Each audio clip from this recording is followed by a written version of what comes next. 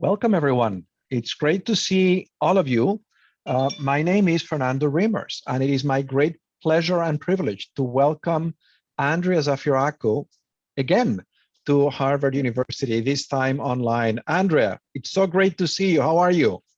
Oh, I'm so well. Hello, everyone. It's lovely to see you all, and thanks for tuning in this afternoon.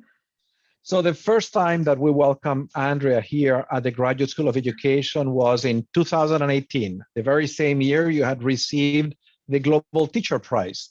And I was so inspired by your presentation at that time, and then by a conversation we had over dinner, that I ended up writing a children's book about you. And then I had a chance to go visit you in your school and meet your students. And it was so inspiring to see your teaching reflected in the excitement of your students for the arts and for education.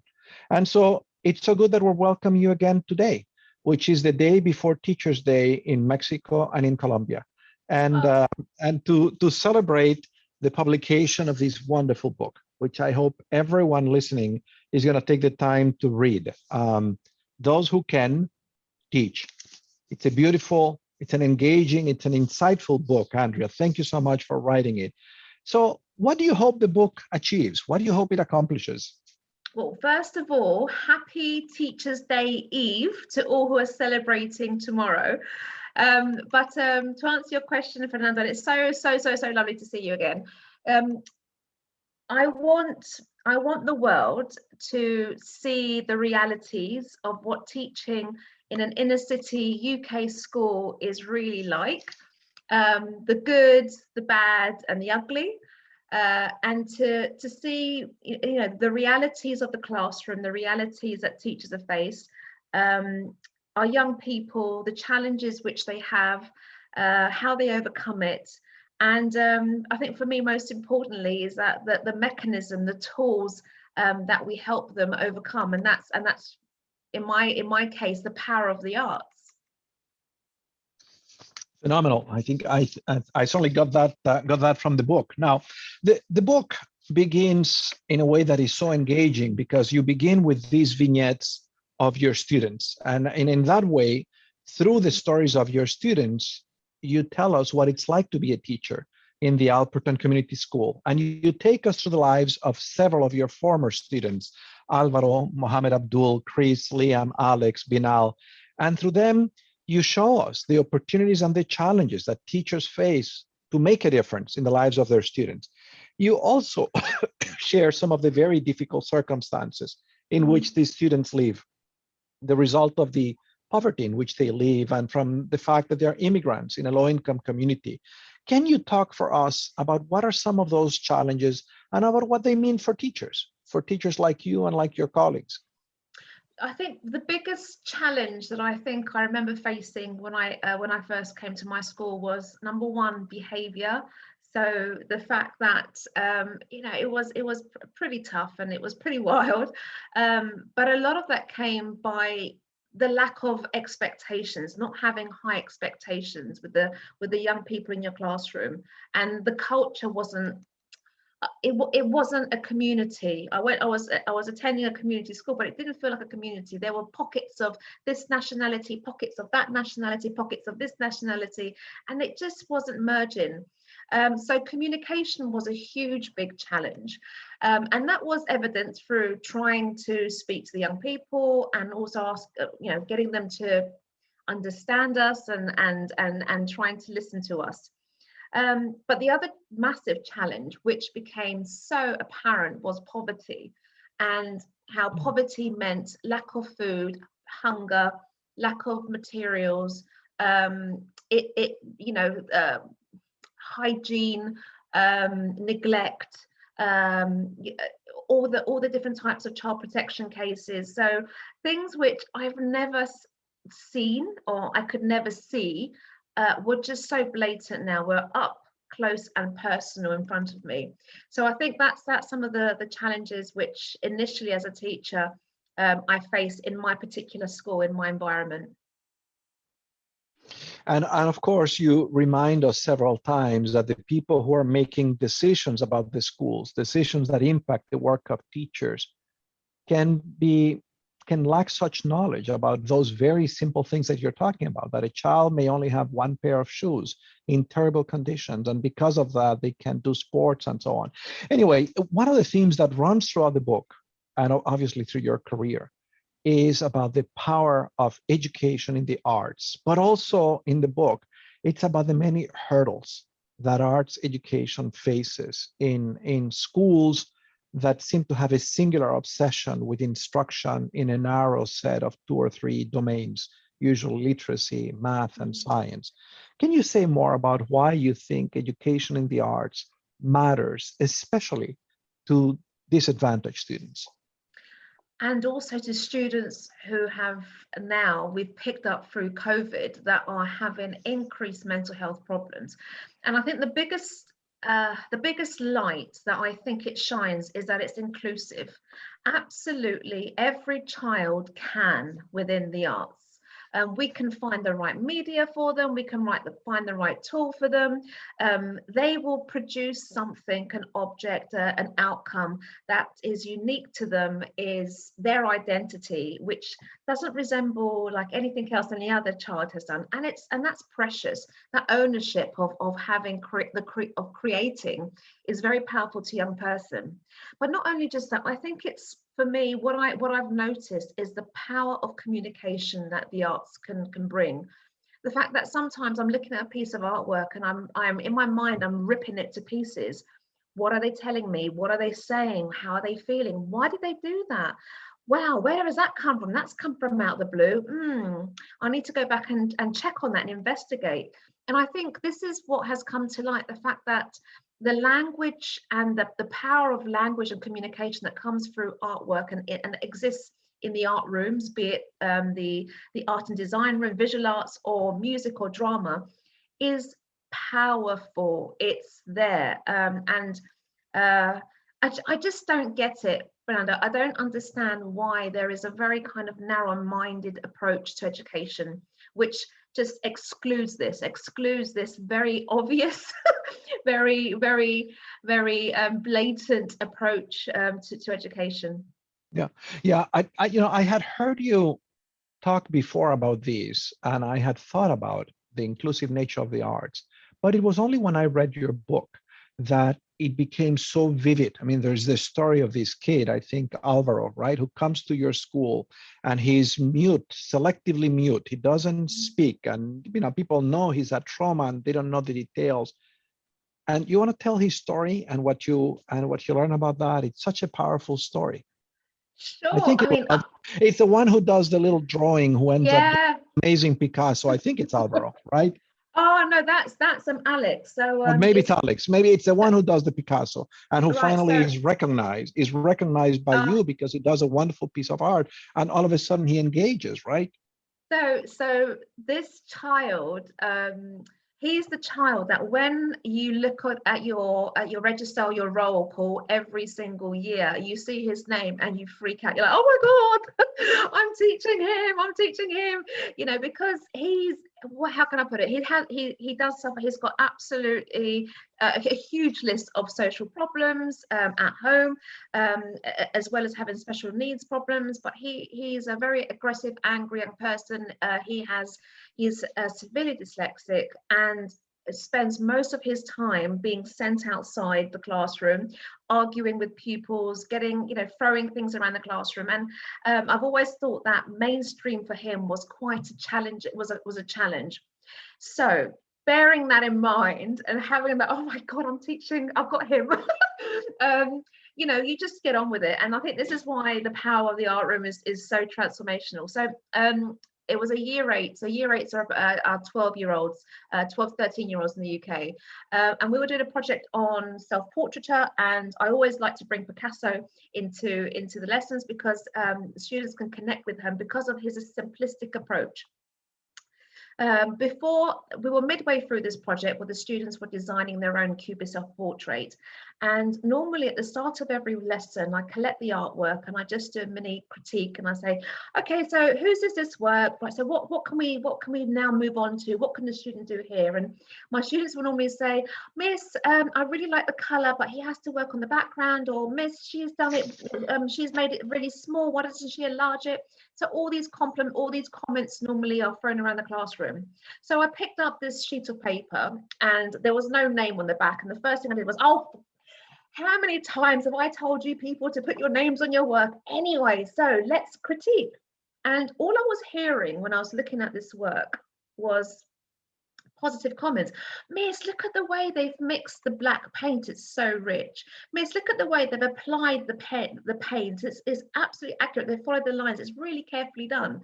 And then I was like, no, I think you're absolutely right. And I turned around, I looked at this piece of work and I said, so whose work is it? And right at the back of the class, you just see Alex's hand went like this. It just reached out. And what got me then, Fernando, and it wasn't, I think it's those magic moments you hold on to when you're a teacher, and that warm buzz, is the fact that all the students who were around me at the front, they turned around, they saw me connecting with the student, with Alex, my jaw dropped, I was like, and then they saw that and they cheered. They were celebrating. I mean, it was almost like we've just won the Super Bowl. It was the most wonderful moment ever. I was trying to hold back the tears because I was like, oh my God, at last, we've got something to celebrate with this child. This child is as good as anyone else and he can feel it. His behavior from that lesson was transformed, not just in the art room. He came early, he would help me with the materials. He's not cured, he's not an angel by all means, but he was trying and he found that sense of belonging. And I think that's the most important thing for every child, knowing that they belong, finding that subject, finding that thing which they feel they are good at. And that was the start for a really successful career for this particular student. Yeah. And there are similar stories throughout the book with other kids. One of the things I love about this book is that it is, of course, the voice of a teacher. The voice of a teacher shaping, hopefully, a big global conversation about what is it like to be a teacher? What do we face? And throughout the book, you talk about how too often the people who make decisions that impact your work, that impact the work of teachers, don't have that perspective. They are very far removed. Maybe they were teachers once, a long time ago, but maybe they taught in different schools. Mm-hmm. And talk about that gap between those making decisions and the world that the teacher experiences every day, and about the need to close that gap. And so what do you think could be done so that the voices of teachers and of students played a greater role in how society thinks about education, about what should be emphasized, and about how the work should be done in schools? I think if I had a magic wand, I would make it compulsory for every education minister, every person who's making a decision, to walk in our shoes, to come and visit schools, not just the lovely schools in the suburbs with, that are always high achieving, to really visit every school in every single part of your country to understand what it's like, to speak to the students, to speak to the parents, and to listen to what is happening, listen to the culture. I can honestly say, Fernando, that this year, I've never, as a practitioner, I've never experienced anything so traumatic and so challenging in the classroom. And we're still experiencing it now back in the UK. And some of the decisions, they come at you and your mouth and your jaw just drops. They're like, how have they got this so wrong? Who is feeding them this information? And we've recently had a really fascinating announcement from the UK government that they are now cutting funding by 50% to arts higher education institutions. And so this now, once again, is almost saying to our young people, the arts aren't valued. There's no point. Forget that. We're not investing in that. And yet, I'm in the classroom. I have young people every day who come up to me and say, Miss, can I speak to you after school? I want to talk about careers and where do you think I should go and what I think I need to do. And so it's almost like they're not thinking about the futures of our generation. They're not thinking about the well-being of our young generation. The health crisis, mental health in the UK is shooting up. And we are now, because our schools are open now, we're now witnessing the chaos and the problems that the young people are now experiencing, and now we're seeing them quite evidently in the classroom. How are we going to fix this? What mechanisms are we going to use to fix these problems and to get our young people back on track? Art therapy is one obvious solution. Music is one obvious solution. And yet these are the subjects which don't seem to have any value in many of our ministers' eyes. And I just can't understand what lens they're using. I can't understand why they're making these decisions. Where's the evidence? What are people saying? When you have the best or the most renowned companies in the whole world saying, we're looking for creatives, we're looking for this, we're looking for that, and you're thinking, well, that's what comes out of our of our subjects. Mm-hmm. Then you're trying to find what puzzle, how we're going to put this puzzle together, because there's just so many missing links at the moment. No, so yes, sorry, I've just kind of moaned and groaned. Hopefully your book is going to get people to think about these issues. There's another very important theme in this book reflected in the title: those who can, teach. And you talk about how do we make sure that only those who can actually teach. So you describe in the book how you have taken on a range of leadership roles in the Alperton Community School, including leadership for professional development. But you also talk about several tough conversations you had with beginning colleagues. I think you call them newly qualified teachers, where essentially you first gave them some warnings and then you counseled them and said, why don't you find something else to do or get something more experience because you're not really helping. Can you say more about the role that you think standards for teaching and professional development play in sustaining a teaching profession? I mean, luckily in the UK, we do have some the teacher standards, which is a document which I relate to and I constantly go back to when I am training teachers or working with teachers. And these are guidelines which just help us to say, am I doing this well? Am I doing this right? And why not? How can I? And the thing which always guides me is that if you have two members of staff, one of them, again, young, energetic, full of beans, who is working so hard and is doing their best, and then you have another colleague next door who is doing the bare minimal, behavior problems, that's not right. That's not right. And as far as I'm concerned, if it's not good enough for my children, then it's not good enough for any children. And I think that's my gut reaction for anything. There are many different schools, there are many different types of schools, and cultures of schools are very, very different. One school which we have, which is up the road from me, about a mile up the road from where we are, has got a completely different ethos and culture. Now, some colleagues who start their careers in my school, if it doesn't seem to be right for them, they may find that this is not the right place. They might need to benefit from going to another school.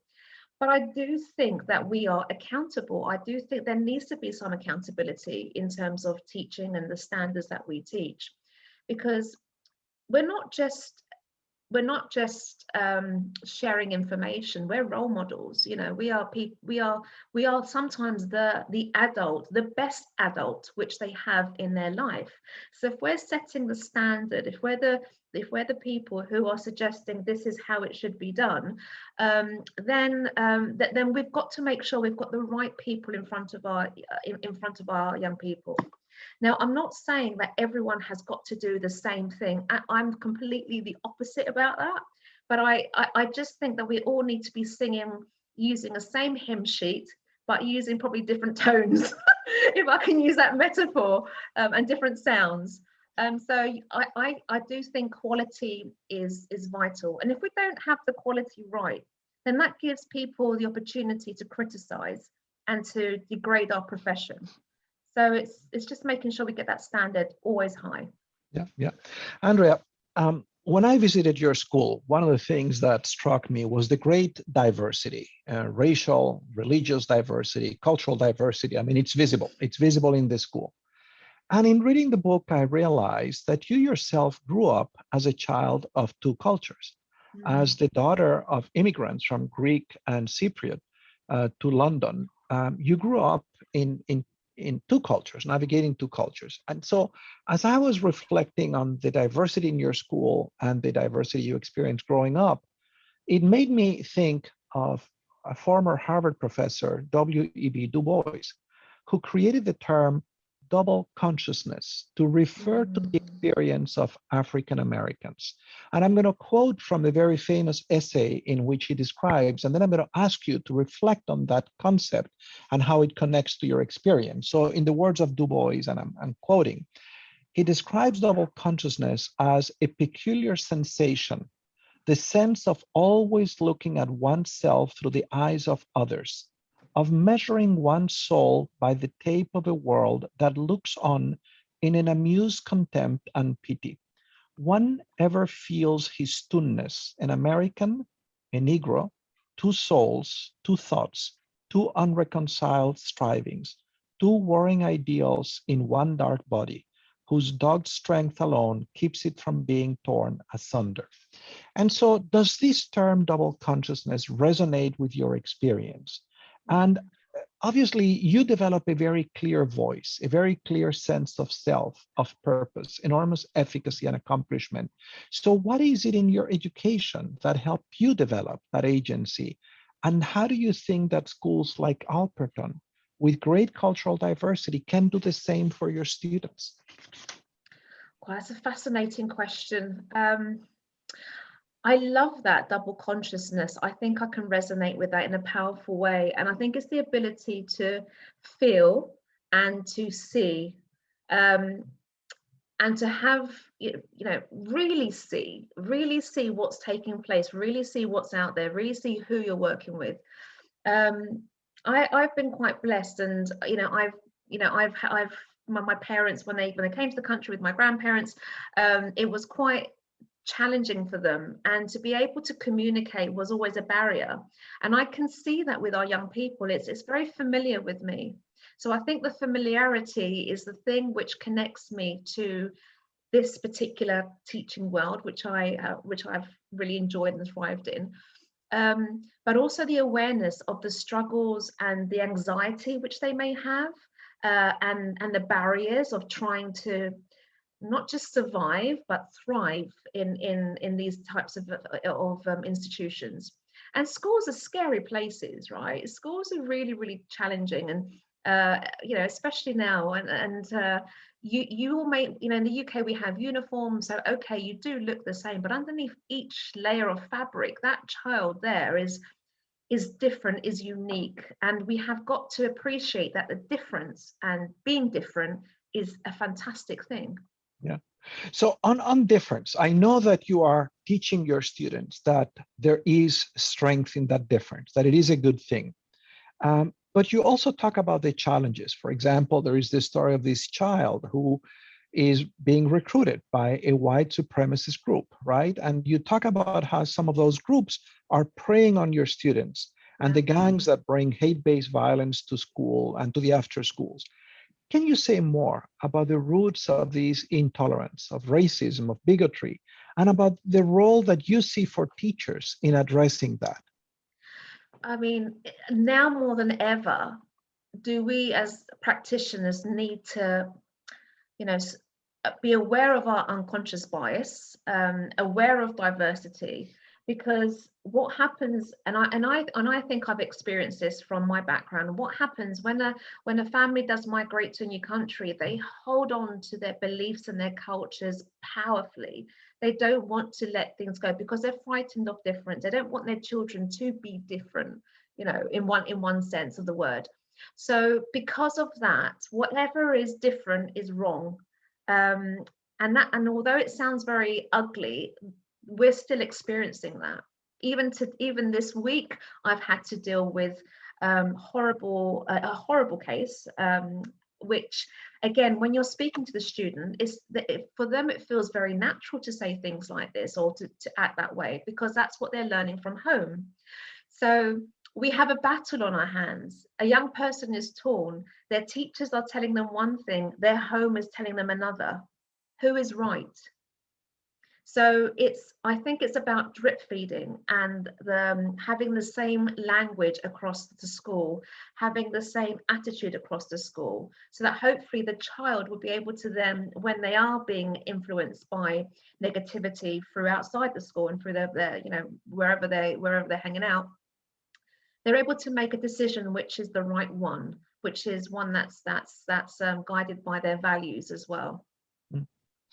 In a moment, we're going to open this up for questions from the audience, but let me ask you one last question. So the Global Teacher Prize, a generous gift of the Varkey Education Foundation, gave you $1 million, and you put that money to establishing a program to promote arts in schools. You invented the Arts in Residence, I think it's called, the AIR program. How's it going? Tell us about that program and how's it going? It's going so well. It's brilliant. It's amazing. It gives me joy and satisfaction, because I know that what this program is about creating opportunities and inspiration for young people to see what a career, what the arts are like. So what we do is we work with schools in deprived areas of the UK by connecting them with an artist or a practitioner, cultural practitioner, or an organisation which matches the need of the school. So it could be, for example, in one particular school, they may have school refusers. So we try and bring male role models who enjoy, who are sculptors, who like working with 3D way, and they really help to engage the young men. And during that time, the young men or the students are conversing with the artists, and they're asking them questions like, so is this your job? You actually do this? Wow, you get paid for doing this? And they're inspired and they're motivated. And because of that, we're always having schools coming back saying, oh, can you come back again? So we're doing a good thing, we're doing a good deed, we're helping young people to receive joy, to receive inspiration. We're helping schools by providing them with a much more enriching arts curriculum. We're training teachers who are watching the artists and learning from the artists. So the more opportunities that young people can be inspired by what a career in the arts can look like, I think this world would be such a great place. That's wonderful, Andrea. Well, let's open it up for questions. I'm going to bring a common friend who you're going to recognize, who was the CEO of the Varkey Education Foundation when you got the prize, Mr. Vikas Pota, who is surprised. He's in his pajamas, I guess. He didn't know I was going to call on him. It's great to see you, Vikas. How are you? Hi, Fernando. Hi, everyone. Hi, Andrea. Good to see you, Vikas. You too. And the thing that Fernando doesn't say, and in his own very humble way, is actually, Andrea also doesn't know this, is that when we came up with the idea of the Global Teacher Prize, lots of people were willing to shoot it down. $1 million for a teacher, you must be crazy. And Fernando is one of those people that I went to and I spoke to, and he absolutely said, well, this is how you can change the world, by giving teachers a platform, and the $1 million serves to bring a spotlight to this.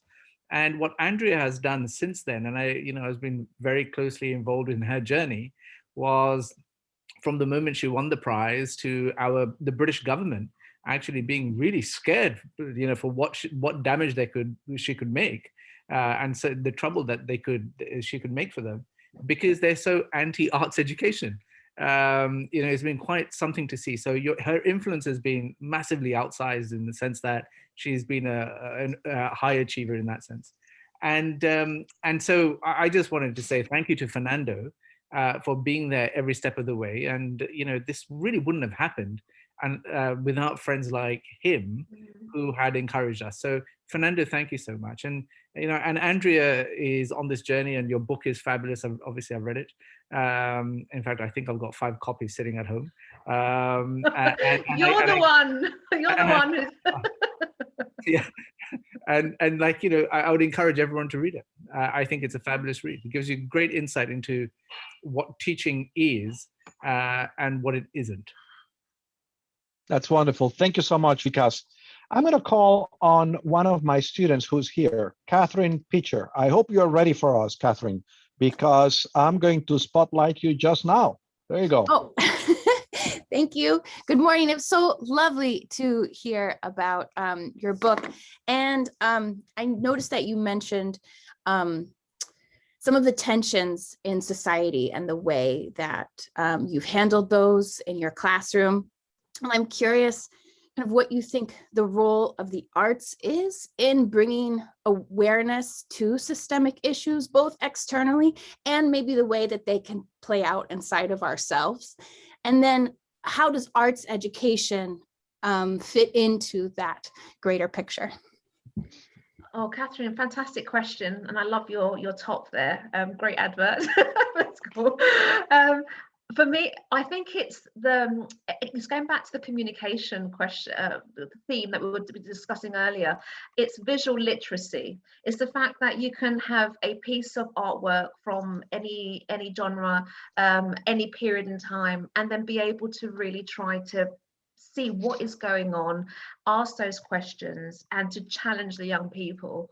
And I think that's the power of the art. It's an image, so let's see what's happening and why is it happening, and what can we learn from this, what should we be aware of this, and what happened, why did the artist paint this? So this is where I think when it comes to talking about art history and really looking at critical studies, my young people, I think sometimes, oh, this is the boring part of art, but I look at them and they're really listening. They're really trying to understand. And the evidence of that, the thing again, which made me go, oh my God, is when over the first lockdown, we had that, that really powerful Black Lives Movement start. And how do you teach that? How do you help young people when they are working virtually? How are you able to address their questions? We were really worried. We were like, well, they need that. We're sure they're going to be thinking about lots of different things. Why is this happening? I'm really upset. This is me. This is my cousin. This is not fair. Why are we rioting? And the thing which brought me joy was that some of my young people, they decided to draw and paint. And the next day, my email inbox was flooded with pictures saying, Miss, what do you think about this? Or just no question, just Miss. And they were posters, they were their representations, it was poetry.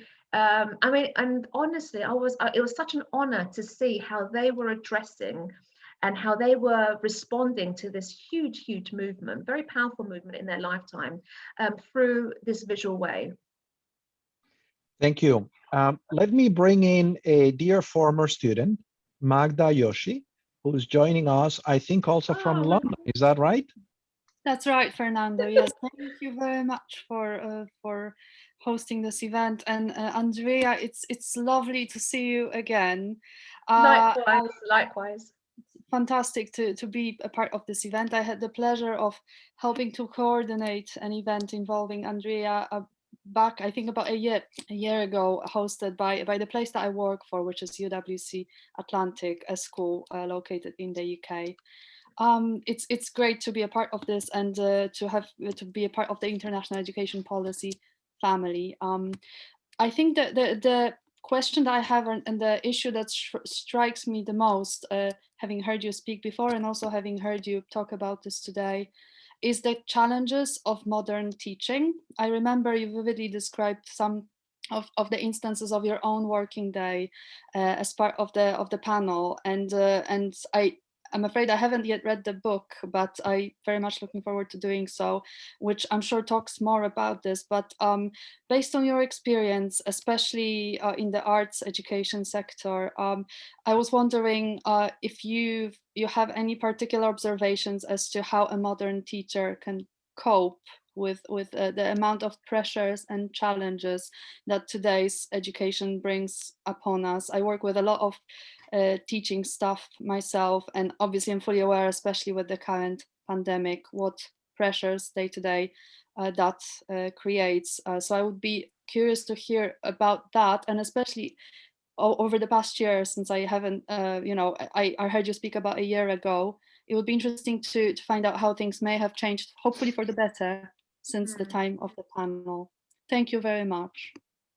Oh, Magda, it's lovely to see you again. It's really wonderful. Now, I think the question here is good leadership, good school leadership, because you would hope that a good school leadership will have systems in place to make sure that they're monitoring their staff well-being. They're making sure that whatever they are assessing, whatever work they're setting is valued, and there is a point to that.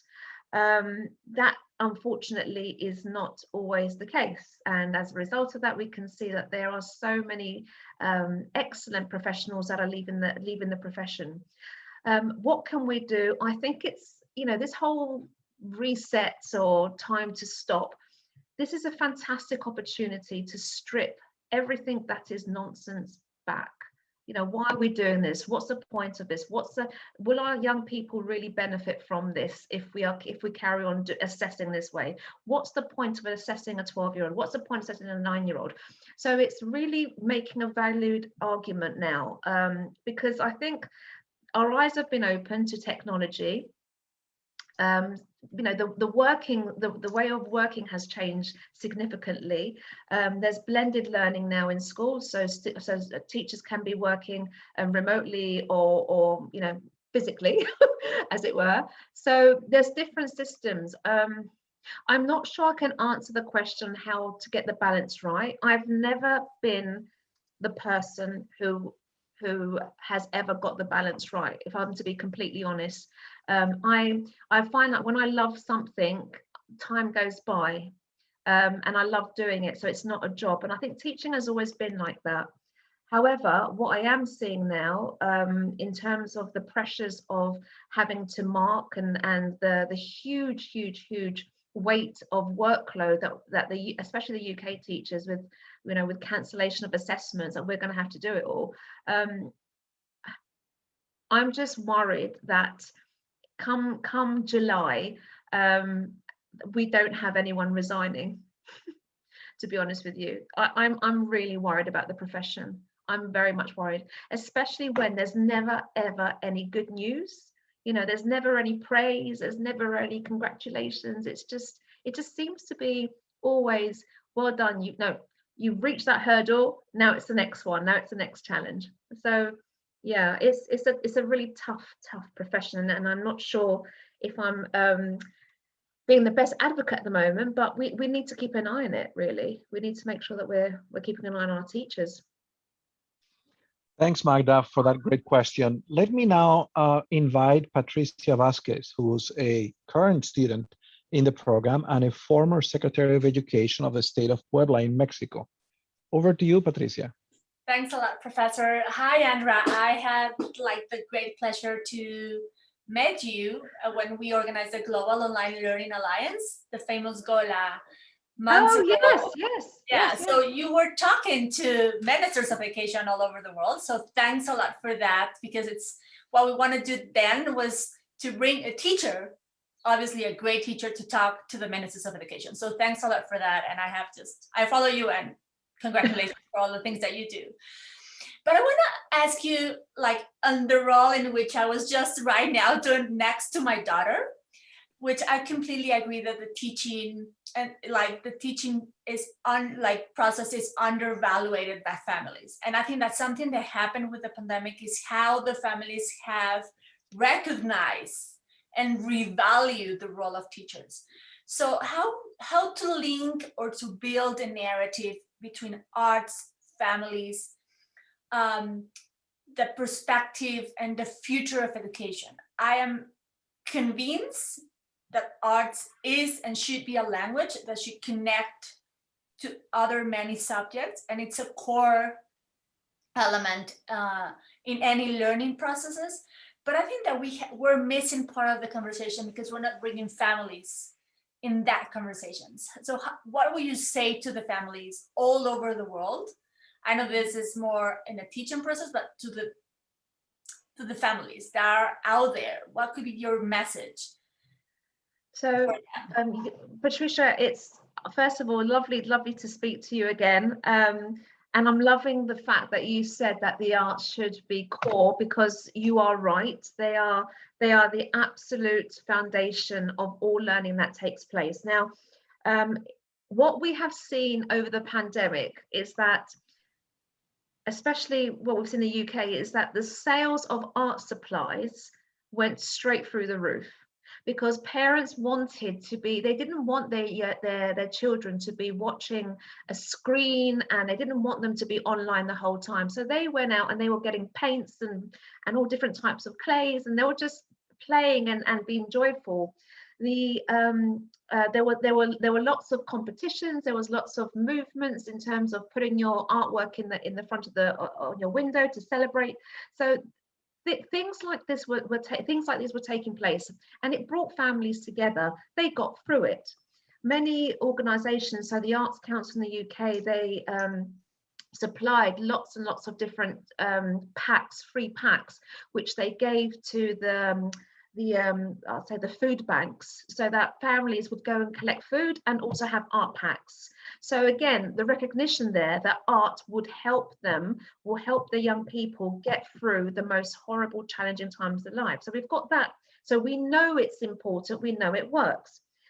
The other barrier that we have is when those children get older, and when they are having to make decisions about careers, and when they have got to undertake that horrible challenge, which I went through, where I had to convince my parents, Mum, Dad, I want to take art GCSE, I want to go into this further. The barrier was, no, there's no jobs in the arts. What can you do with an art degree? So it's that language and that story, that conversation that we need to improve. The fact that, what do you mean? Of course, by doing an arts degree, you could be possibly doing taking this job, that, creative director, creative designer. You can be working in all organizations. You can be working as a costume designer, whatever. There's so many opportunities there, but we're not getting that sentence or that paragraph right. We're not communicating as effectively, and that's the barrier. Changing the mindsets of the parents. If we get that done, we're sorted. That's great. Maria Jose, another dear current student, over to you. Thank you so much, Professor. Thank you so much, Andria. It's a great pleasure to meet you. Thank you for the great presentation, so inspiring. Your book is now in my summer reading list. I'm from Guatemala, based in Virginia right now, and with a group of other Guatemalans, we're trying to launch a nonprofit in the country, and we would be working with very low resource communities. So my question is just, what advice would you give us to get started with an arts focused curriculum, as a healing for students who have suffered because of conflict, especially in low resource areas where the resources are already limited? How do you convince the parents that arts are important, that not just maths, reading, which is also very important, but how do you convince them, especially parents, teachers? Any advice you could give us? So it's, let's not think of it about an outcome that you're making, or you're creating a piece, a drawing. Sell it through the journey which they'll be having, the skills they will learn, the fact that they will be learning how to collaborate, how to communicate, how to problem solve, how to master, how to be disciplined, how to connect with others. So these are skills which every subject can teach, but they fundamentally exist in being creative, in a young person. So this is the selling point. In terms of resources, going out into the forest, into a garden, you know, you can collect sticks and you know, paint on stones, or paint, you know, create mobiles. I used to love, when I was studying, when I was at university, I used to walk down industrial sites where I used to take wires from the skips from builders, that which they, you know, and I used to create something from them. So I don't, you know, we can be creative, we can be innovative, and that, but I don't think that should prevent us from being creative. There are lots of resources that we can use around us. I think there was a huge, I think at one point in the UK we had a slightly we were going mad over toilet rolls. And so there was an art project based on the paper of a toilet roll, and people designing their own, and that was just incredible again. So yeah, I think as long as we're teaching the processes and demonstrating why we're doing that, I think that's the way of selling it to all families. Thank you so much, Andrea. Yiva Cheng, another wonderful student. Over to you. Thank you so much, Professor, and thank you so much, Andrea. What I love about the message of this conversation, just like a takeaway from Hugsy overall, is like our careers in education are never linear, and ideally they are very back and forth between, you know, spending time in teaching, maybe working in policy, and it's not just good, but it's just so necessary. And I love the recommendation you gave earlier about you know, decision makers, anyone who is in a position of making important decisions, you know, coming and visiting the schools, and like you said, not just the nice schools, but the ones that need more love. And I guess this influences my question from the teacher's perspective, which is, I guess if that's not happening, then how can teachers maybe step up and be in conversation with decision makers, or position themselves that way? I know that's a very general question, so answer it to any extent that you like. But I guess it prompts a question because I know that educational structures, they vary from context to context. So just any ideas around that? You grab a pen, you grab a paper, and you write a letter every single day, and you're going to invite them. You're going to say, why, come and see what we're doing. Come and see what we're doing. By the way, come and see. Every day you write a letter to them, your ministers, celebrate. Make sure that as a school, you are promoting what you're doing, you are advocating, you are connecting with other schools in your area, forming a collaborative hub, sharing ideas, networking, working together. And I think that, again, that will give you a better voice. So at some point, they're going to have to answer, aren't they? They're going to have to answer. So it's about really persevering in terms of writing those letters, getting them to listen. And why should they come? Why should they come to you? You know, make it, give them a reason why they should be coming. And it will always be in their best interest to do so. That's great. Let me call on those of you who are raising your hand. So at the bottom of the screen, you will see the reactions button. You can raise your hand there.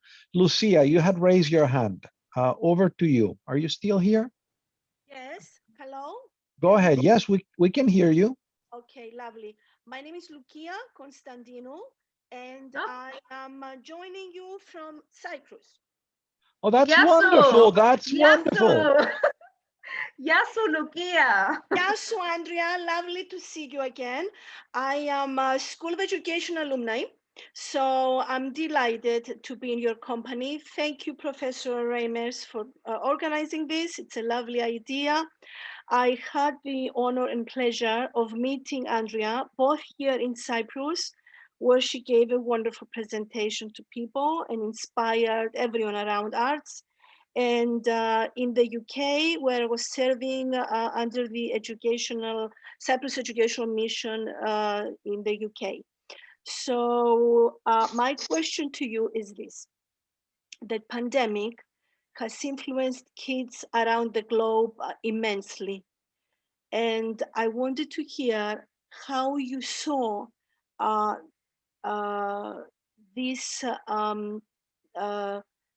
this crisis that is hitting kids depicted in their drawings. Do they express themselves through drawings? What's their experience? If you have no other way other than the drawing, learning about how this has affected them, what would you say to that? Thank you. That's a really powerful question. I wish I took photographs of the A-level examinations that we've been doing in my school recently. What you will see is paintings of children, of people wearing gas masks, faces taped, masks everywhere, pain. 5 years ago, this would not have been a thought, but at the moment, our young people, what's coming out is aggression, pain, scared, fear.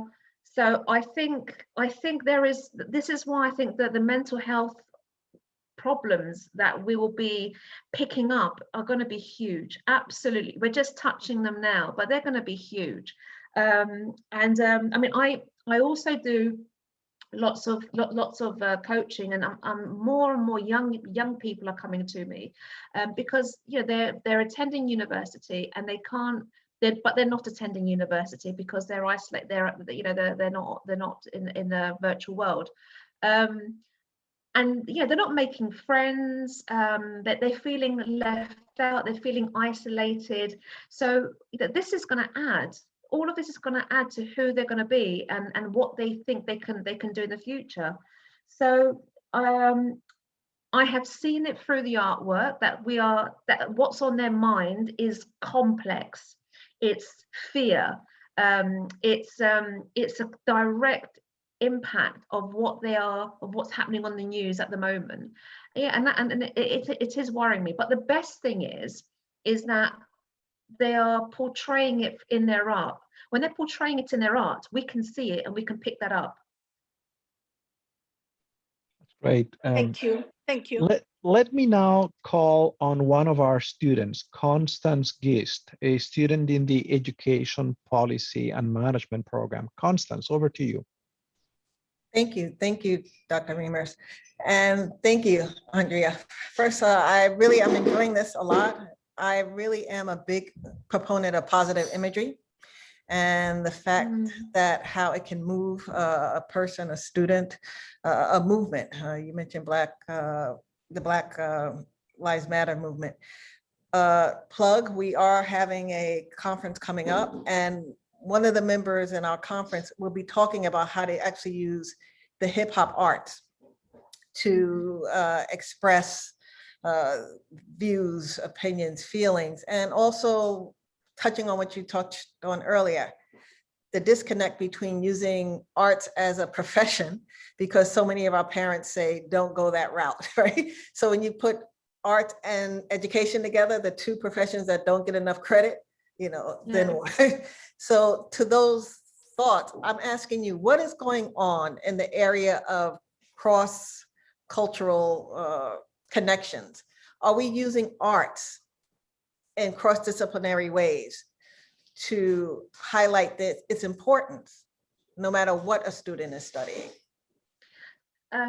I used to, when our museums and galleries were open, I used to love making sure and telling them, when I used to see an exhibition, go to the geography department in my school and say, you've got to go to the National Gallery. They've got a fantastic, there's a really interesting exhibition, go and see it. Or make sure that your RS teachers are going to the National History Museum, because it's about making sure that we are sharing where all of the gold dust is, where all of the knowledge is. So and being very vocal about that. I think more can be done, and now that the galleries will be open, we can get back in them. But it's a problem. I think it's a huge problem at the moment. The fact that where are we getting all our resources, and what we are portraying in our lessons.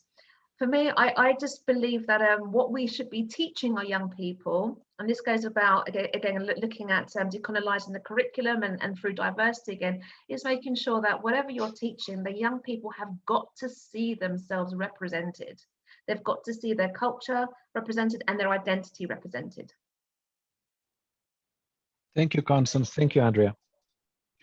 Are there other questions? Feel free to raise your hand using the button at the bottom of the screen if you have other questions for Andrea. Catherine, go ahead. You can ask that question. Thank you. Yeah, so I put it in the chat, but the last question that Constance asked, and then I think the question that Lucia asked before that, just piqued my curiosity about connections between arts education and 21st century skill development. It seems like there's some pretty direct potential connections there between arts education and things like self-awareness, creativity, innovation, communication, collaboration, etc. I was wondering how you do that in your classroom, how it's done elsewhere. There's a really, I was just trying to Google it on my phone. There's a really great model, a fantastic wheel called, and it's from Professor, and his name's going to go off of my head. It's going to come back. It will come back. But he's a UK professor. Oh, I can't remember what his name is. Bill Lucas. There you go. Professor Bill Lucas. And he created something called the creativity wheel. And it's fantastic because through that, it supports educators to be aware of how you can become more creative in your practice, what you need to be doing. And it's not just about the arts. Every department can use these, and I actually think that science is one of the most creative areas. The ideas, imaginations that come through, the exploration, investigation, experimentation that goes within science, extraordinarily creative. What we have done, though, which is dangerous, is we are very good at segregating departments and saying that's humanities, that's the arts, that's the science, and that's maths. Whereas in the past, the arts were everywhere, as was maths, as was science. They existed in harmony. Leonardo da Vinci, artist or scientist? Both, everything. So I think the answer is we shouldn't be segregating. We should be joining and just, amplifying all the skills within all of our subjects. Fantastic. Thank you, Catherine, for that great question. Other questions? Raise your hand if you have other questions for Andrea.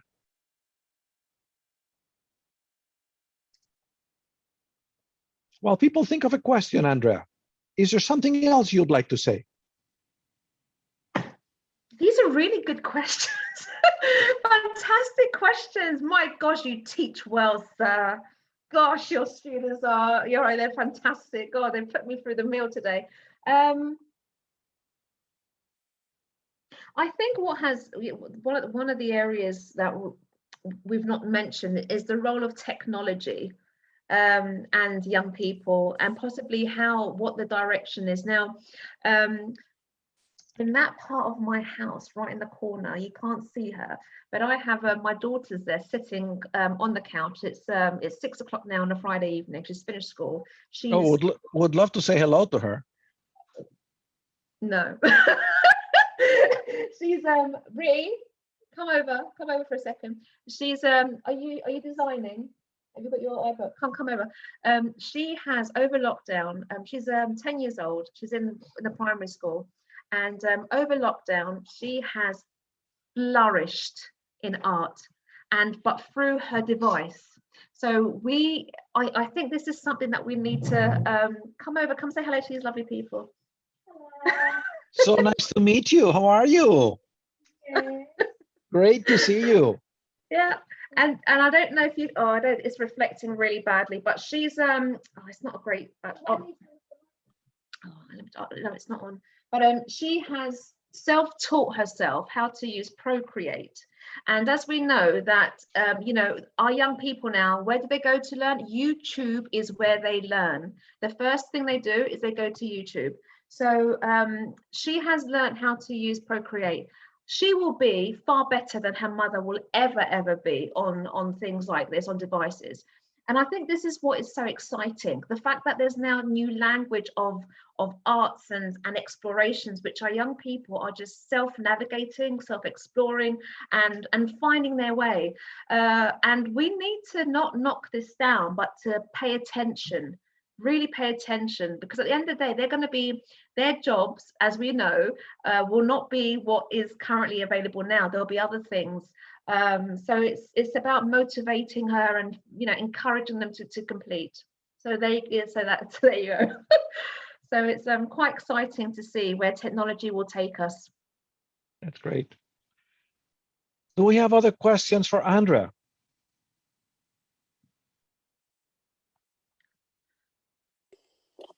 Oh, right, Go ahead, Giovanna is ready. Oh, Yiva has another question. Yiva, why don't you hold on? I think Giovanna was first. There you go. Okay, well, thank you very much. Just a broad question. We've always heard in the West that, you know, arts education, cuts in arts education. Would you say this is a Western construct and this doesn't happen in Eastern cultures? Because in Eastern cultures, art is so embedded in the culture. I'm not I would love to say I'm an expert on the arts curriculum in every single country.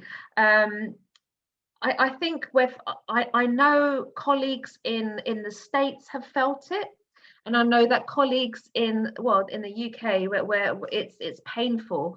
However, in other countries, I know that in my colleagues in Italy and colleagues in Spain, they are thriving. They still use these as enriching curriculums. So I'm not sure what the focus is for, you know, I don't know who is telling our governments what they should be doing. I really, that's the thing that perplexes me. Who is advising them to cut the arts? Who's advising them that the arts are not important? When all the multinational companies are saying that you know, we need creatives in our workplace, where are they going to get them from? But that's a really fascinating question. Yiva. Thank you. It's what your daughter's artwork just kind of sparked this question that we've been asking ourselves in a class called Art of Inclusive Teaching. And I think the takeaway from that course was just that learning never stopped this year. And if anything, we're going to have to differentiate even more our teaching style because students have been just learning such different things throughout this year. It's wonderful. And I think it calls into question, I think Margarita has asked this, must we assess, right? And you know, I do think that like we need to have assessment of some sort so that students are kind of growing. That's my thought on that. But I guess, like, do you see, you know, how any changes in how we're going to have to assess young people moving forward, especially with this multidisciplinary approach that you've been discussing about, you know, arts mixing with maths and sciences? I think there's exciting opportunities that we must explore.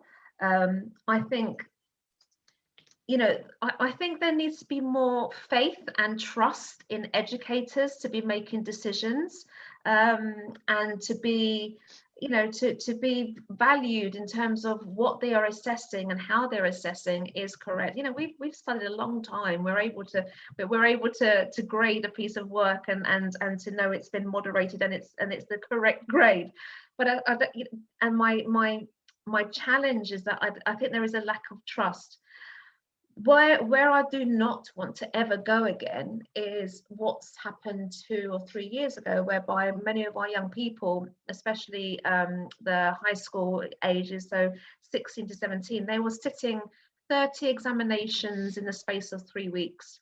So the summative assessments all happening in July, and that's where, you know, that's where burnt out happened. And I don't understand how you can value or you can grade somebody from 2 years of work and effort based in a 1.5 hour exam on one day, and it could be raining, and it, you know, so I think there's so much opportunity now to explore assessment. I agree with you, Eva. Assessment needs to take place. We need to know if our schools are doing well, that we're what's happening in our schools, what are young people, what are their needs, what do we need to focus on even more. But I think we need to be a little bit more holistic in how we do this. Thank you, Andrea. Are there other questions? Lucia, again. Lucia, you want to open your camera so we can see you? Thank you.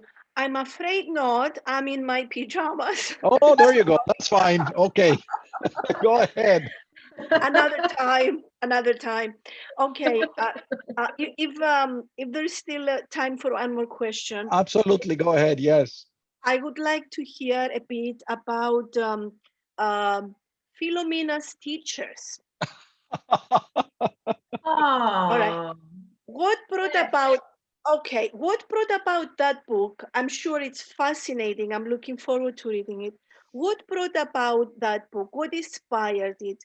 And what did Philomena actually learn from her teachers who are really her students? Thank you. Thank you for the question. So Philomena's Teacher is the title of a children's book, and I'll tell you the story of that book. I'm not really a writer of children's books, although I have written 4, but it's a story for another day. I had thought I was done with 3 children's books when I listened to Andrea give a presentation in Asquith Hall. And I was really fascinated by that. And then I had the opportunity to have dinner with her after that. And I asked her over dinner, I don't know if you remember this, Andrea, I said, Andrea, but what is it that you try to do in teaching your students through the arts?